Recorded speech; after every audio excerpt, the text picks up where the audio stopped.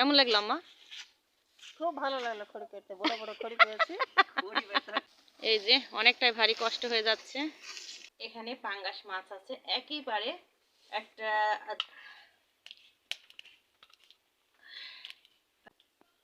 এই যে দেখুন, মানে একেবারে এইভাবে রান্না করলে খুব সুন্দর।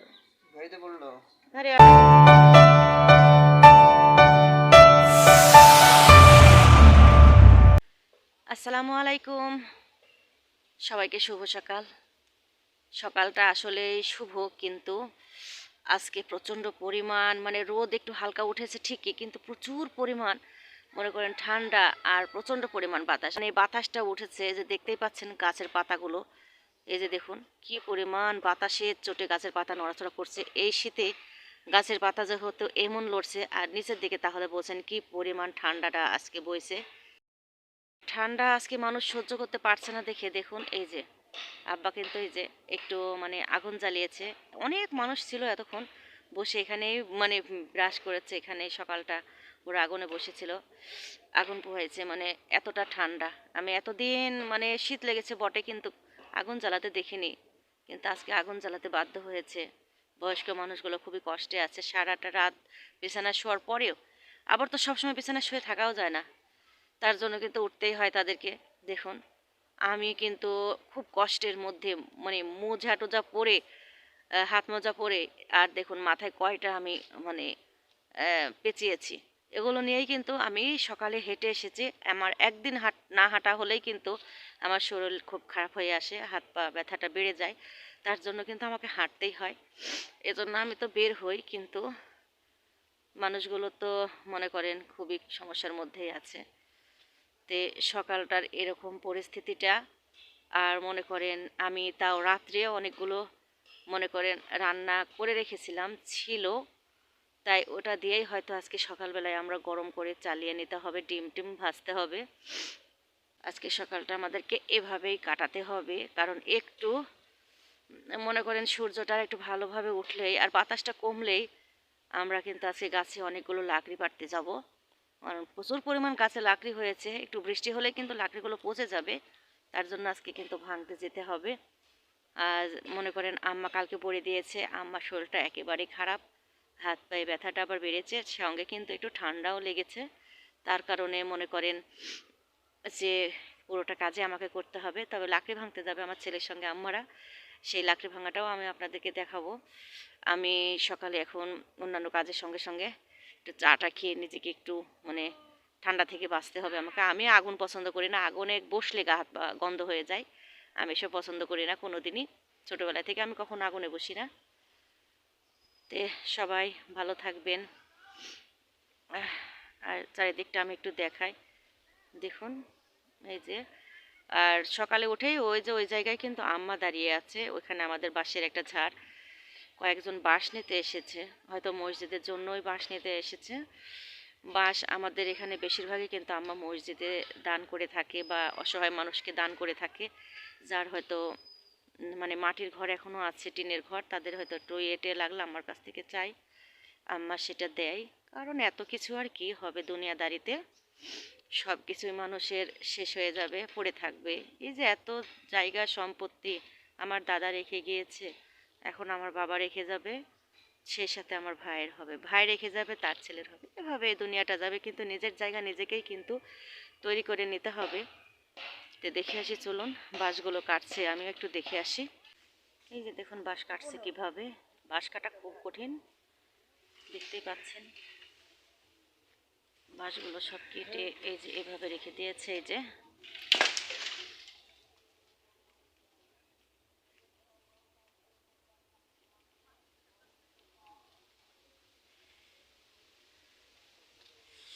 বাঁশ কাটা দেখতে গেলে চলবে না, আমার কিন্তু কাজ শুরু করতে হবে। বাতাস, প্রচণ্ড পরিমাণ বাতাস, উপরে কিন্তু শন শন শব্দ হচ্ছে, আপনারা শুনতেই পাচ্ছেন হয়তো। এখানে বসে থাকলে আমার চলবে না, আমার হাঁটাহাঁটি শেষ, গিয়ে বাড়িতে কাজ করি। ওরা এখনও ঘুমিয়ে আছে, এখন ওদেরকে ডাকলে বিপদ, কারণ ঠান্ডার সঙ্গে ওরা মনে করেন উঠলেই কষ্ট।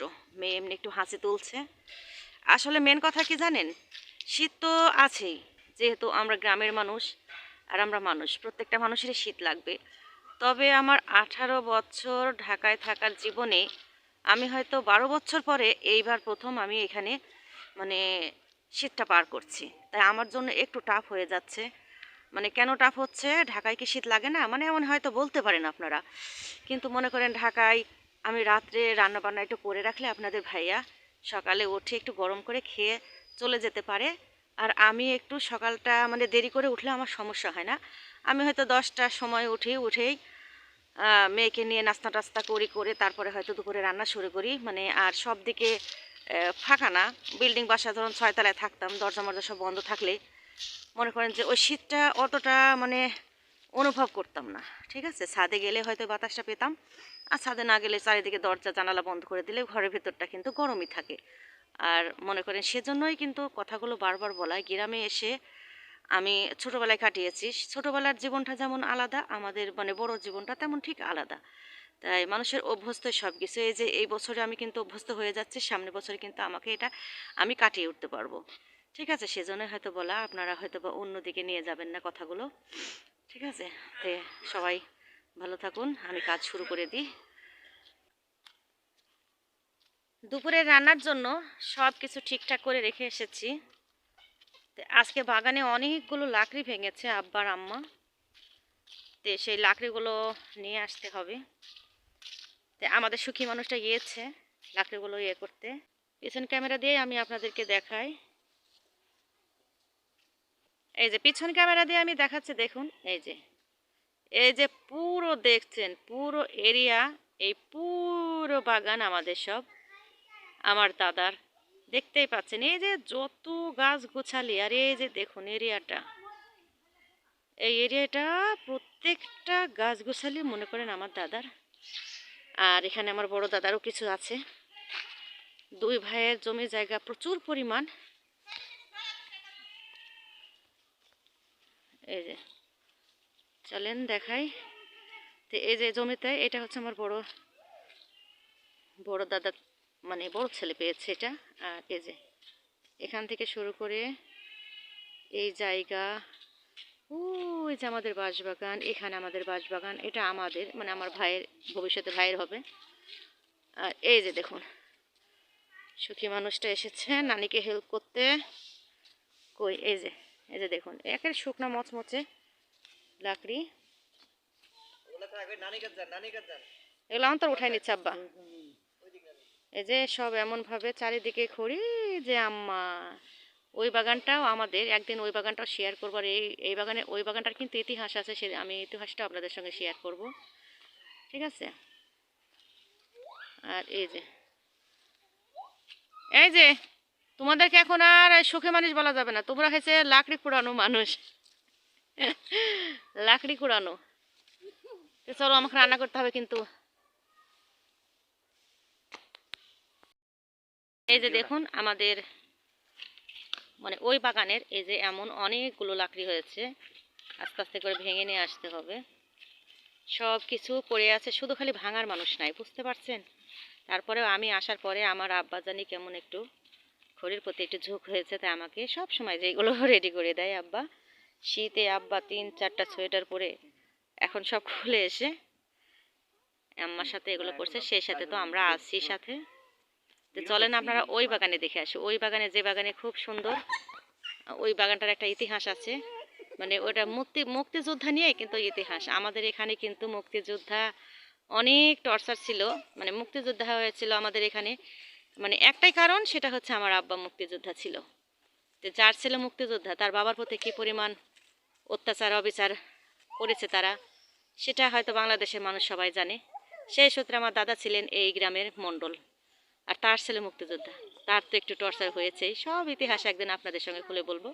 যে চলুন আজকে ওই ইতিহাসের একটু দেখিয়ে নিয়ে আসি। তোমরা আসো। মেলা শীত লাগছে। আব্বা কিন্তু সকালে নাস্তা করে শুয়েছিল, আমি আজকে চাও দিতে পারিনি, চাওটা রেখে দিয়েছি, ঘুমিয়ে গেছিল। এখন এই যে লাকড়ির কথা বলেছে আব্বা উঠেছে, দেখতে পাচ্ছেন, উঠে আমার জন্য লাকড়ি করছে। ইয়াল্লা আব্বা জুতা রেখে আসছেন কে ঠান্ডায়? আমি এসে এদের লাকড়ির এতই জরুরি হয়ে গেছে দেখেন।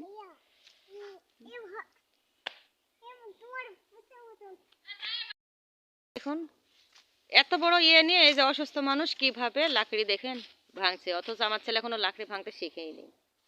কেমন লাগলো আম্মা? খুব ভালো লাগলো খড়ি কাটতে, বড় বড় খড়ি পেয়েছি। বুঝেন কষ্ট হলেও মানে মুখে ঠিকই বলছে যে খুব ভালো লাগলো। কারণ আমি না থাকতে তাদের এই লাকড়ির কোনো দরকারও পড়েনি, তারা কখনো ভাঙতেই যায়নি, শুধু আমার জন্য তারা দেখেন এই কষ্টগুলো করে। মানে আমি তো আবার একটু মানে বেশি রান্নাতে বসি, আর ওরা তো ধরেন গ্যাসের চুলায় আর মানে রাইস কুকারে আলু ভর্তা আর ডিম ভাজতে পারলেই তো দুজনের হয়ে যায়, আর দুধ তো থাকে সব সময় মনে করেন। আর আমি থাকলে তো বেশি লাকড়ি চুলাতে রান্না করা আমার পছন্দ। তাই এই যে সুখী মানুষ আজকে লাকড়ি ভাঙছে দেখুন, অথচ লেপের ভিতরে বসে থাকতে থাকতে শেষ। এই যে এই মেয়ে, সোয়েটার খুলে আসছো কে? এখানে বাতাস, সোয়েটার খুলছো কে? শীত লাগে না? ভিজে গেছে? তাহলে পানি নিয়ে গেছো তাই না? আমি কাপড় চোপড় কেচেছি, সেখানে গিয়ে পাউডারের ফেনা মেখেছে, মেখে যে সোয়েটারটা ভিজে নিয়ে আসছে। আপনারা একটু অভিজ্ঞতাটা বলেন তো, যে আমার নানি মানে আম্মার সাথে পারেন না লাকড়ি ভাঙতে, শেষে আম্মাকে লাগে, তো অভিজ্ঞতাটা কেমন? অভিজ্ঞতা তুমি করো, আমি যখনই আসি তখনই নিজে না করলে তো কোনো অভিজ্ঞতা বোঝানো পসিবল না। বলে আমার অভিজ্ঞতাটা যে কত আছে তুমি জানো না, কেননা আমার আব্বার, আমরা কিন্তু 3টা বোন, আমার ভাই কিন্তু সব ছোট। তো যেই মুহূর্তে আমাদের লাগতো মনে করেন ছেলেদের মতো আমাদের সব কাজই আব্বার সঙ্গে করতে হতো। আর মনে করেন আব্বা যেহেতু 14 বছর বিদেশ ছিল, সেই সূত্রে আম্মার সঙ্গে আমরা 3 বোন সঙ্গ দিয়েছি, ঠিক আছে। সময় এই যেমন ধরেন লাকড়ি ভাঙা, অন্যান্য কাজগুলো আমরা 2-3 বোন একসঙ্গে গিয়ে বাজার করে আনা, এই সমস্ত জিনিস কিন্তু আমি ছোট থেকেই আমরা করে আসছি, কারণ আব্বা ছিল না আমাদের, তো একমাত্র আম্মা সঙ্গে করে নিয়ে আমাদের 14টা বছর একা কাটাতে হয়েছে।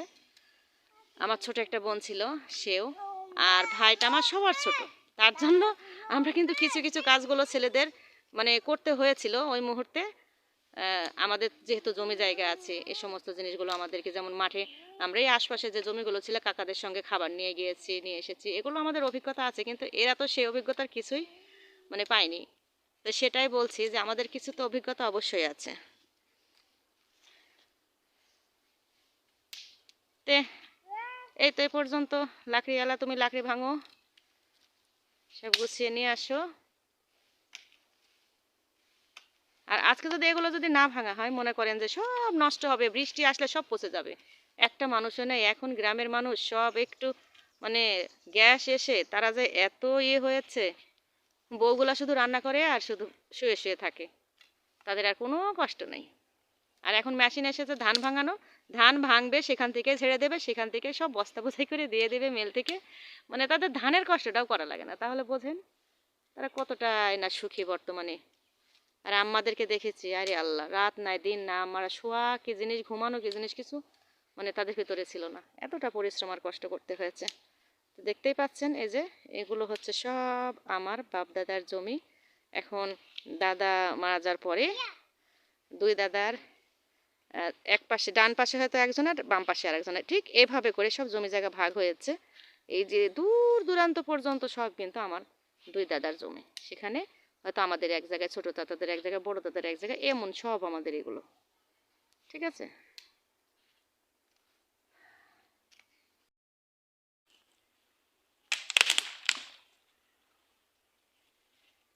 শীতের সকালে বাসায় সবাই বসে আছে, আর আমরা আসছি খড়ি কাটতে। খড়িগুলো অনেক মচমচে, একটু ই করলে ভেঙে যাচ্ছে। আজ এখন না পারলে বৃষ্টি আসলেই পচে যেত। তো এই দেখেন অনেক মচমচে। তো নানিরা তো কোনো রকম একটু ইটি করে দেয়, কিন্তু আম্মু তো মনে করেন ওই ছোটখাটো ওগুলো দিয়ে রান্না করা খুব কষ্ট হয়ে যায়। তো আম্মুর জন্য আর কি এগুলো, যাতে সুবিধা হয় রান্না বান্না করার। দেখি না বাবারি বাবা, দেখি ওটা কে, চোখে হানবে, সাবধান।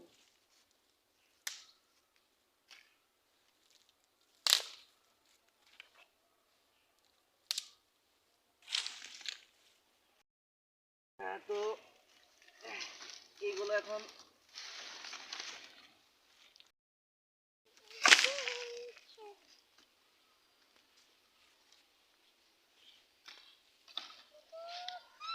এই যে লাকড়িগুলো সব ভাঙা হয়ে গিয়েছে।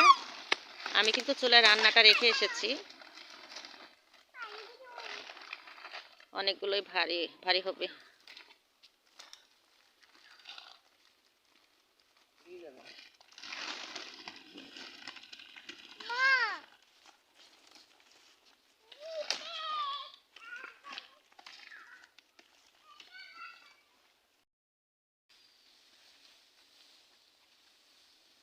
এই যে অনেকটাই ভারী কষ্ট হয়ে যাচ্ছে, দেখতে পাচ্ছেন কি কষ্ট করে গো লাকড়িওয়ালা।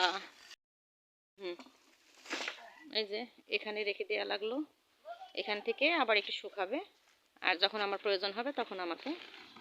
আরে এই যে দেখুন আব্বা কিনে আসছে, এই যে শীতে আব্বা কাঁপছে, তারপরেও উঠে গেছে। এই যে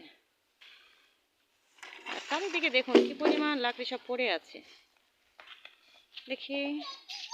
আরে এই যে ফাঁকিবাজ, এই যে ফাঁকিবাজ, ফাঁকিবাজ শুধু খালি পিছন পিছন ঘুরবে সেক্রেটারির মতো, আর খালি ফাঁকি দিবে। দেখুন খড়ি আনার কথা মনে হয়েছে, শেষমে পালিয়ে এসেছে। দেখি নি, শুনো, তুমি ফাঁকিবাজ।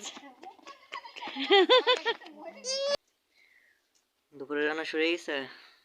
শুরু এই যে হলো, আমি প্রচন্ড কিন্তু রোদ উঠেছে, সে সূত্রে কিন্তু মানে আমাদের জন্য খুব খুশির খবর যে সোয়েটার চেঞ্জ করে আবার একটা পাতলা সোয়েটার পরেছি, কারণ আমার শীতের সময় লাগবেই, হালকা পাতলা একটা সোয়েটার থাকতে হবে। এই যে ভাতের চাউলও আমি ধুয়ে নিয়ে এসেছি।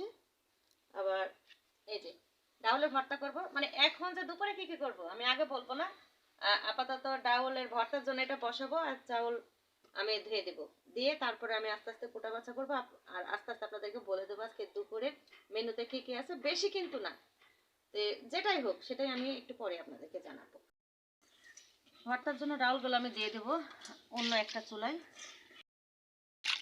যখন দুই চুলা থাকে তখন দেখবেন খুবই তাড়াতাড়ি রান্না হয়ে যায়। ভাত আর এক চুলায় যে কোনো একটা হয়তো ভাজি কি ডাউল উঠিয়ে দিলেই সময়টা বেঁচে যায়। একই লাকড়িতেও কিন্তু রান্নাটা খুব তাড়াতাড়ি হয়ে যায়। এই তো ডাউলের এটা বসিয়ে দিলাম, দিয়ে এবার ডাউলটা ধুয়ে দিয়ে দিয়েছি ভর্তার জন্য।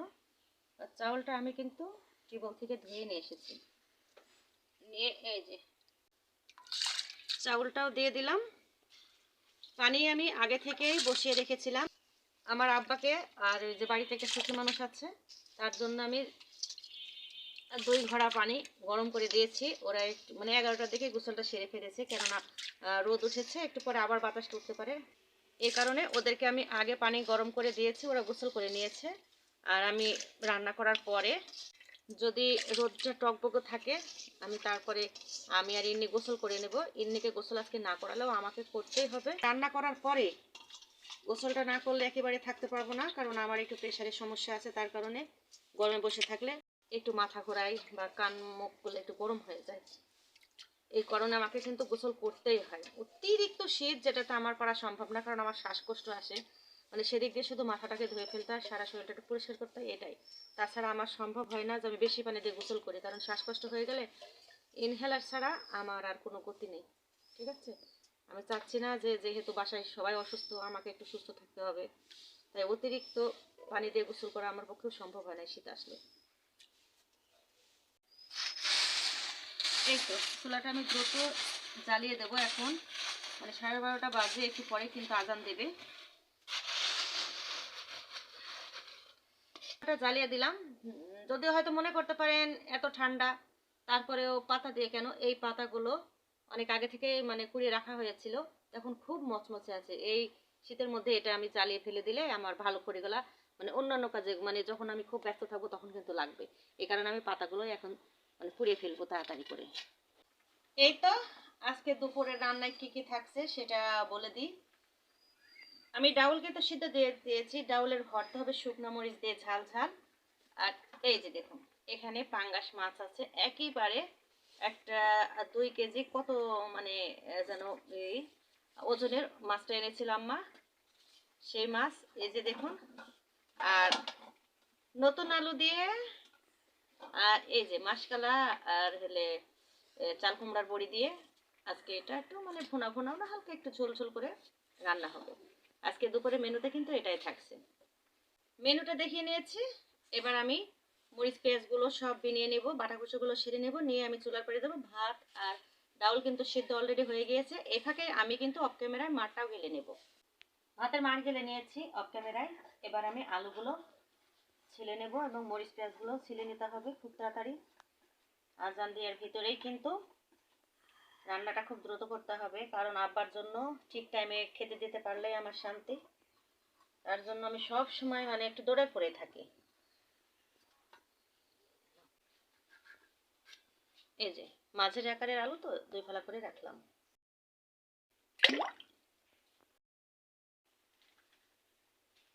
দেখি ইন্নির বটি দেখি। মাইনের বটি তো বড়, খুব সুন্দর তো। কাটো। কাটতে পারো তুমি? হ্যাঁ,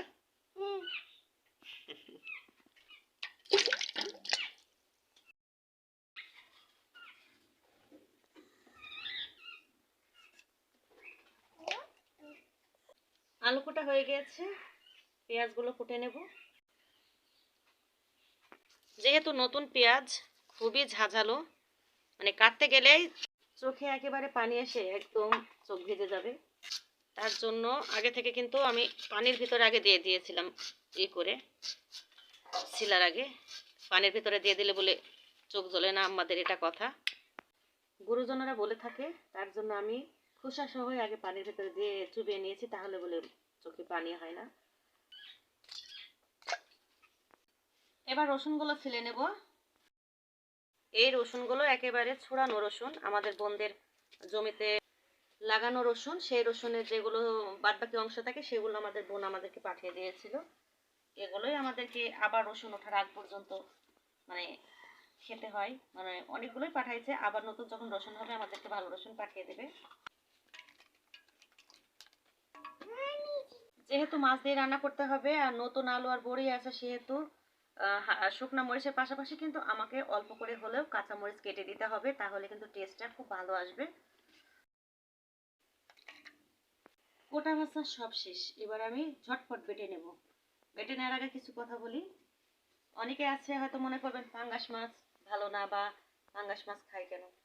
পাঙ্গাস মাছ আমার মেয়ে পছন্দ করে, আমার ছেলেও পছন্দ করে, সেই সাথে আমার আব্বাও পছন্দ করে। আর আব্বা পছন্দ করার কারণ হচ্ছে কাটা বাছা লাগে না। আর এখন তো আব্বা একটু চোখেও কম দেখে, আর মুখে তো এমনিতে দাঁত নেই, বয়স হয়ে গিয়েছে। তার জন্য পাঙ্গাস মাছটা খুবই মানে আমাদের বাসায় এখন জরুরি হয়ে উঠেছে। আর আমার মেয়ে তো মনে করেন পাঙ্গাস মাছ পেলে ভালোই খায়, ওর জন্য একটু সুবিধা হয়। আর ছোট থেকে আমার ছেলে যখন মানে স্কুলে যেত, বেশিরভাগ সময় ওকে সকালে খিচুড়ির সঙ্গে 1 পিস পাঙ্গাস মাছ আমি ভেজে দিয়েছি। আমি আবার পছন্দ করি না এতটা, মানে এতটা বলতে গেলে আমি পছন্দই করি না, আমি রান্না করি কি করব। কিন্তু এখানে কিনতে হলে, গ্রামে কিনতে হলে পুরো গোটাই 2.5 কেজি থেকে 3 কেজি পাঙ্গাস মাছ নিতে হবে। আর আমাদের মানে আমরা যখন ঢাকায় ছিলাম তখন তো কেটে বিক্রি করে।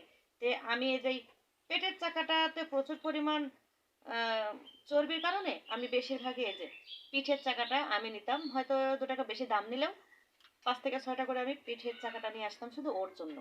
খিচুড়ি দিয়ে আমার ছেলে খুব পছন্দ করতো মাছ, 1 পিস মাছ ভাজি, তার জন্য আমি মাঝারি আকারের একটা মাছ নিয়ে আসতাম, সেই মাছটা শুধু ভাজার জন্য। আর ওর আব্বুকে মাথা টাথা ভুনা করে দিলে খেত।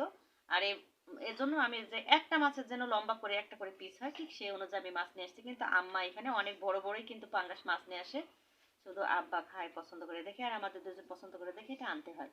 তার জন্য কিন্তু পাঙ্গাস মাছটা আনা। আর আমাদের গ্রামের যে পাঙ্গাস মাছ, সেই পাঙ্গাস মাছটা কিন্তু ওই রকম গন্ধ থাকে না, ভালোভাবে পরিষ্কার করলে খুবই ভালো লাগে খেতে। এই যে ধনেগুলো আমি আগে থেকে ভেজে রেখেছি, জিরে দিয়ে দিলাম।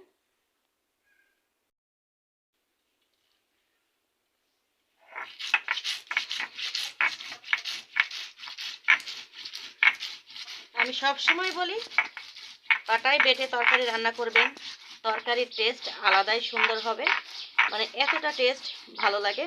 সেই সাথে যদি হয় লাকড়ির চুলা, তাতে তো কোনো কথাই নেই। তাই আমি চেষ্টা করি, যেহেতু বাড়িতে কাজ আছে তারপরেও একটু সময় বের করে মানে বাটা খোসাটা আমি করে নিই, শুধু তরকারিতে একটু ভালো টেস্ট আসবে বা সবাই মিলে একটু ভালো করে খাবে, এটাই আমার মেন বিষয়। তাছাড়া রুমে মনে করেন ব্লেন্ডার আছে, ব্লেন্ডার করে নিয়ে আসলে তো আমার 2 মিনিটের ব্যাপার, আমি আরামে বেটে আনতে পারবো। এই তো পেঁয়াজ রসুন সব একসঙ্গে আমি বেটে নেব। যেহেতু নতুন পেঁয়াজ আর মরিচটাও একেবারে কাঁচা, তাই বেশি যে একেবারে মিহি করে বাটবো তা কিন্তু না, একটু হালকা পাতলা ইয়ে রাখতে হবে, কারণ বেশি মিহি করে আবার ইয়ে করলে আবার ঝোলটা অতিরিক্ত মানে ঘন হয়ে গেলে ভালো লাগে না। এই তো আলুগুলো কুটে ধুয়ে, মাছ তো আগে থেকে ধুয়ে নিয়েছি। এই যে বাটা ঘষা শেষ করে একেবারে কিন্তু আমি চলে এসেছি চুলার কাছে, ঠিক আছে। ওইদিকে কিন্তু আগে থেকেই বলেছি ডাউলের ভর্তাটা সেদ্ধ হয়ে গিয়েছে, এবার আমি মাছটা ভেজে তাড়াতাড়ি রান্নাটা শুরু করে নেব, অনেক বেলা হয়ে গিয়েছে। তেল দিয়ে দিলাম, মাছগুলো একটু ভালো করে মচমচে করে ভাজবো। এই যে মাছগুলোকে আমি লবণ হলুদ আর মরিচ দিয়ে ভালোভাবে মাখিয়ে নিয়েছি। এবার দিয়ে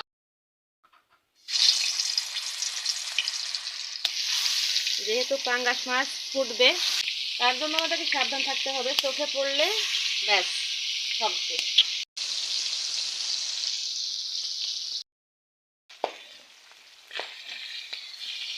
নিজে একটু উল্টিয়ে দিয়ে দেখতে পাচ্ছেন কিভাবে ফুটছে, খুব সাবধানে উল্টানোর কাজটা শেষ করতে হবে। এই যে বাবা কট করে ফুটছে, প্রচুর পরিমাণ চর্বি হওয়ার কারণে মনে হয় ফোটে এভাবে। এই যে চাল কুমড়া আর মাসকলাইয়ের বোটটা, এটা কিন্তু আমি সব সময় বলি আগে কিন্তু ভেজে নিতে হবে একটু, তা নাহলে কিন্তু টেস্ট লাগবে না। তেলটা পুড়ে গেল, খুব দ্রুত ভেজে নিতে হবে, পুড়ে গেলে কিন্তু ভালো লাগবে না।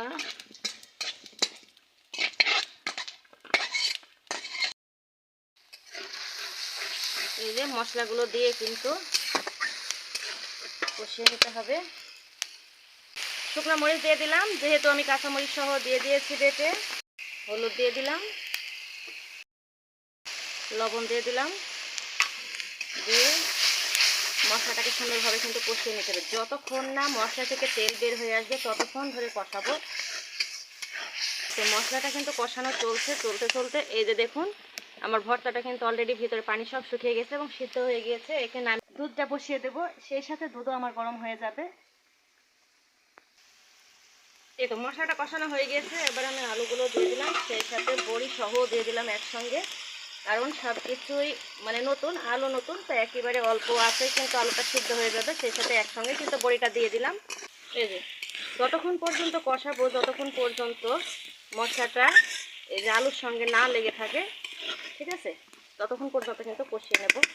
এই যে দেখুন কষানো হয়ে গিয়েছে। কীভাবে বুঝবেন কষানো হয়েছিল? প্রতিটা মশলা কিন্তু আলুর সঙ্গে বড়ির সঙ্গে লেগে গিয়েছে, তখনই বুঝবেন এটা পারফেক্ট কষানো হয়েছে। এবার পানিটা দিয়ে দেবো। ও মানে আচ্ছা অবশ্যই তোমাকে ভাত খাবে দিই। এই ও মাছ আর সবই একসঙ্গে দিয়ে দেবো। বড়ি আর আলু অল্পতে সেদ্ধ হয়ে যাবে, তার কারণে মাছ আমি একসঙ্গে দিয়ে দেবো। এই যে দিয়ে দিলাম একে একে। আর এই যে এমনি ভাজা মাছ দিয়ে ভাত খাবে, তাই ওর পিসটা আমি দিই নাই। এখানে ভাত সুন্দর একটু লবণ দিয়ে মাখিয়ে দেবো আর বসে বসে খাবে। এপাশে মাছটা হতে হতে আমি দুধটাও এপাশে বসিয়ে দিই, তাহলে একসঙ্গে দুইটাই কিন্তু হয়ে যাবে। এই তো বসিয়ে দিলাম। দুই চুলা হওয়ার এই একটা সুবিধা জানেন, আমি সবসময় বলি দুই চুলা হওয়ার এটাই সুবিধা। একসঙ্গে দেখুন ওপাশে ডাল সিদ্ধ হয়ে গেছে, এপাশে আবার বসিয়ে দিয়েছি। এপাশে এখন যদি আমি অন্যান্য মানুষে গোসল করবে, এটা হওয়ার পরে পানিটা বসিয়ে দেবো, এপাশে তরকারি হবে, ওপাশে আবার পানি গরম হয়ে যাবে। খুব সুবিধা, তাই না? এই তো পাঙ্গাস মাছ দিয়ে বড়ি আর নতুন আলু রান্না আমার হয়ে গিয়েছে। দেখুন তো কেমন এসেছে, একেবারে গরম গরম, অসাধারণ। এই যে দেখুন মানে একেবারে এই যে